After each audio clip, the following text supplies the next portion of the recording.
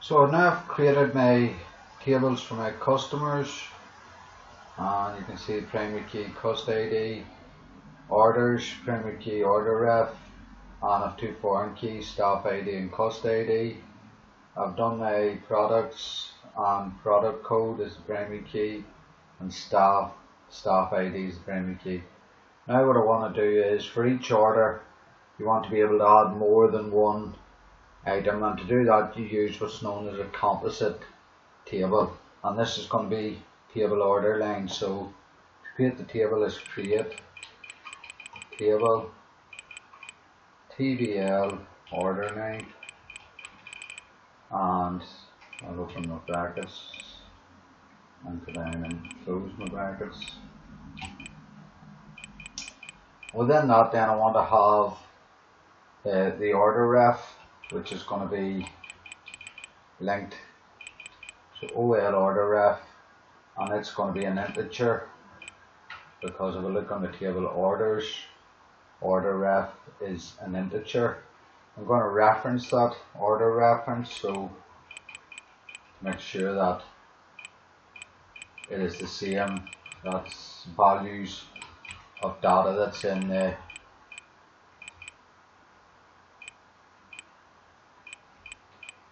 same values of data that's in the orders table. So the same number will be, the order ref will be the same in the order line, and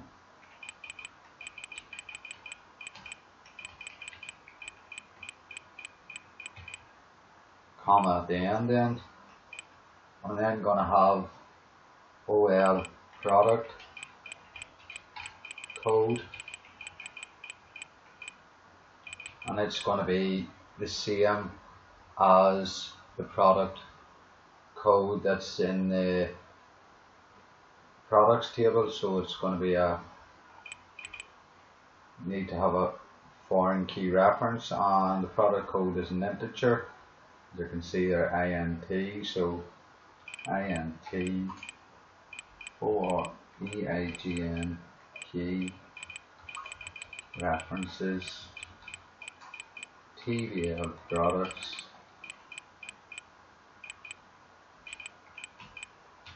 and its product code. Excuse me. Comma at the end then. And then I'm going to make this a double primary key, because this is going to be a composite key. So it means that I can have the order reference in more than once for each product item. So primary key is the command,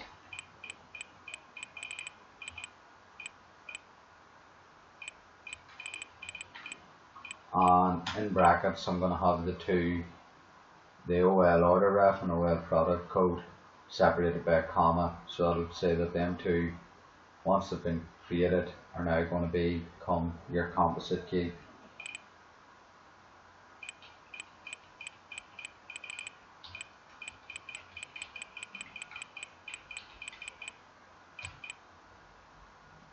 And then go comma at the end of that. I'm going to also have quantity, because it relates to the whole of the composite key, and it's going to be an integer, just a number, and I want to have a value in this, so not null is going to be my constraint.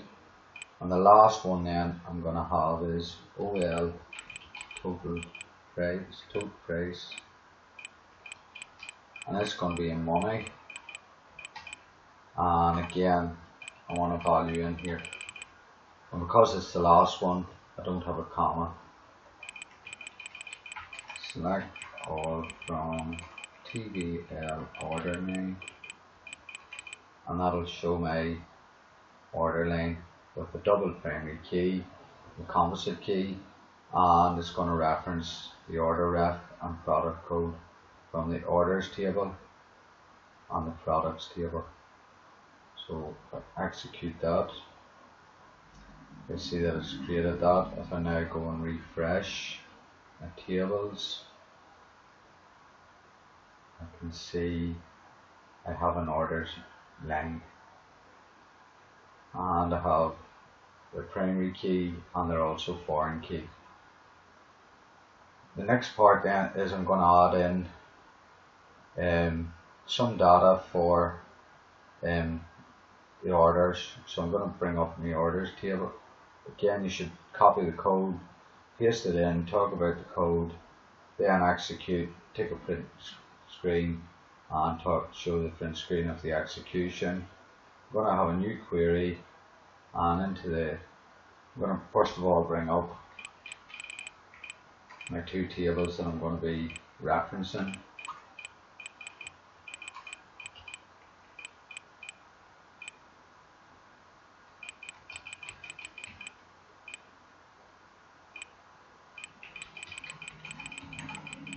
So select all from TBL orders and TBL products. I want to execute that. I can see my order reference 3223 and then have the different products codes. So new query, then insert the data. So I'm going to insert into TBL order line, and the values, so the fields are going to be in brackets here. Then I'm going to have my values and they're going to be in brackets. So the first field is OL order ref, and the second field is OL product code.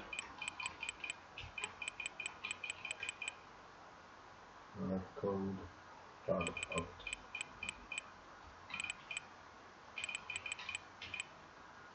Quantity QTY, and then OL tote price. And again, for the more advanced student, you want to have maybe calculated field for the OL tote price or reading off according to the select query. You would read off the values from the orders and then create the order price, or the values from the products and quantity. So unit price multiplied by quantity would give you your OL total price. But again, that's for more advanced and the higher students. So my OL order ref, if I look at my order ref, I'm going to have 3223.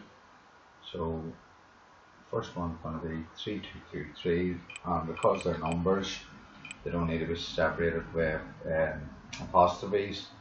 I'm going to use the first, which is 13854.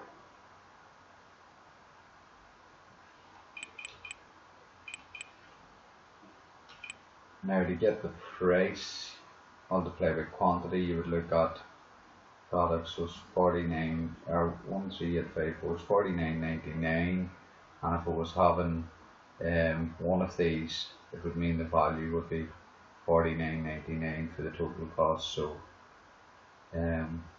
one of them, and it's 49.99.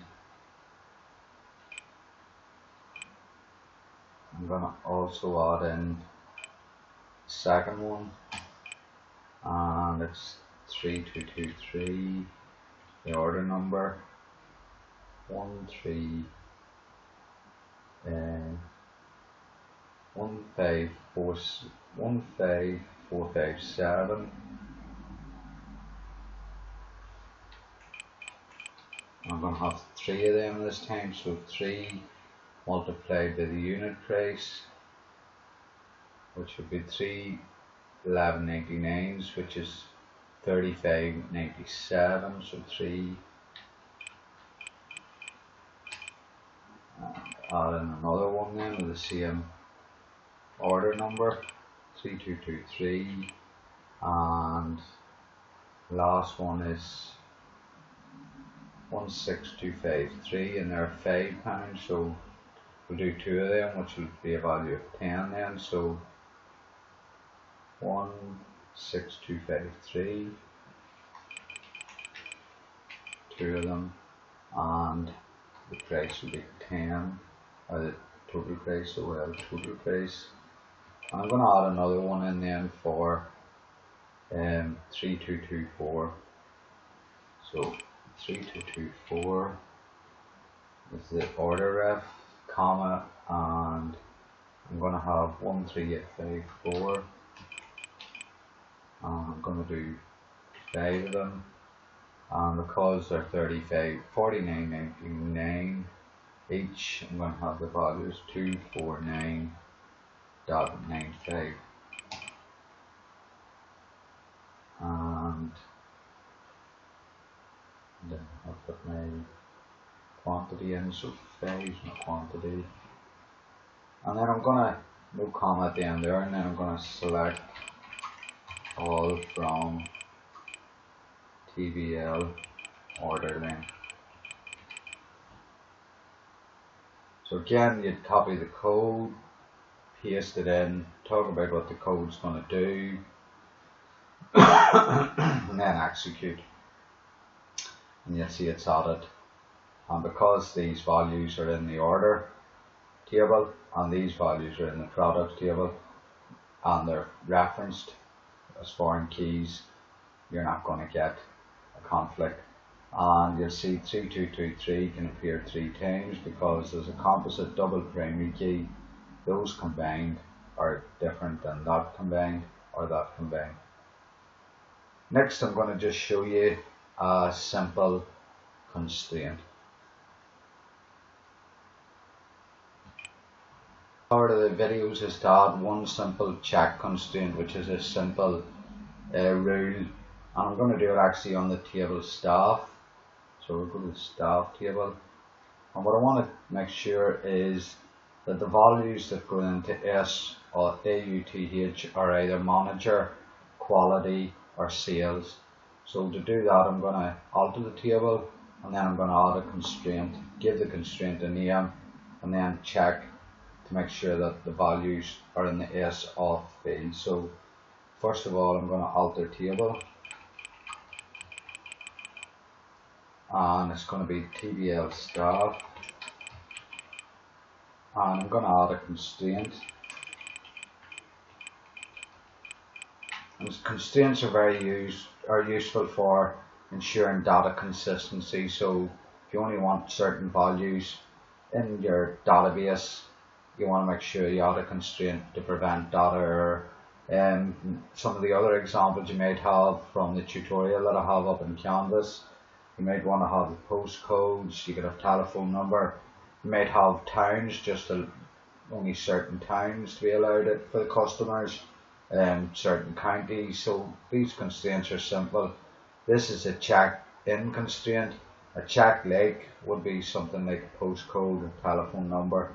You then have more advanced constraints, and that's where some students to go and research and see if you can find more complex, but this is a very basic one. So I'm going to add the constraint. I'm going to give the constraint a name, so CONAUTH_rule,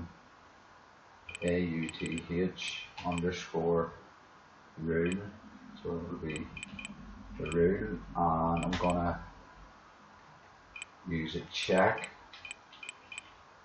and in brackets I'm going to check that S, AUTH, which is the field, the authority field, S, and it has just values in, and in brackets then the 3 values I'm going to have surrounded by apostrophes is manager and management, actually. Management, quality, and sales. So that's the areas of authority, and because I have 2 open brackets, I close the 2 open brackets. I can then execute, and it's probably because I actually have manager in my table already, so I'll change this to manager, and if I run that now, it should hopefully execute. Yes, so it's executed. Management was not one of the records. The record already had manager in as the authority. So I'm now going to finally just test this, and I'm going to insert into the table a value into the staff table. So I'm going to insert into, and this is to show the constraint not allowing. I'm going to actually type management as the authority, and I'm not allowed to enter into the table. So insert into TBL staff, and again below open my brackets, close them, under that values, and then where I'm going to put my data. So in the TBL staff, I know staff ID is an auto number, identity 11, so I'm going to just put title STATLE, and I'm going to put forename oh, it's not data, it's fields, forename, comma, surname, comma, SPWD, comma, SAUTH. So that's my 5 fields. Title I'm going to put inside the apostrophes, Mr, comma, Blake, comma, or close apostrophe, comma, Adams, and password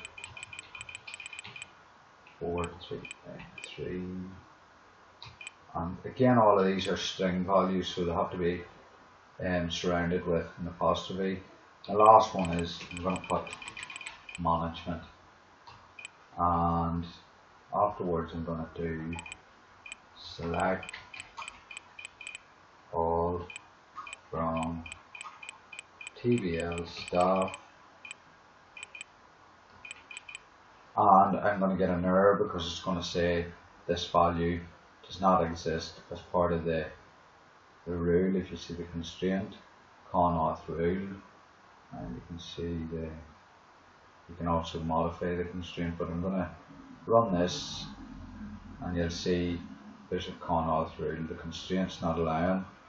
So you take a screen print of that and you paste it in, and you say the reason being that the constraint rule will not allow any of the other words other than manager, quality and sales. So if you change that to manager, so you take showing the conflict with the constraint, then you go and execute again with the correct rule, and you'll see that manager has been added, and take a screen print of that showing that this manager is within the constraint rule.